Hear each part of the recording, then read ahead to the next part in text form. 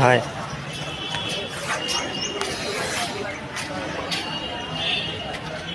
সবাই বলে শত্রু শত্রু শত্রু, ও ওকে দেখতে পায় না, ওকে দেখতে পায় না, একে দেখতে পারে না, এর ওপর রাগ, ওর ওপর রাগ, এগুলো দুনিয়াতে খুব দেখা যায়।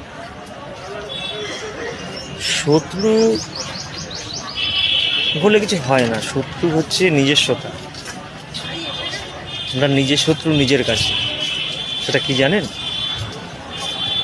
অহংকার। অহংকারই হচ্ছে আপনার বড় শত্রু।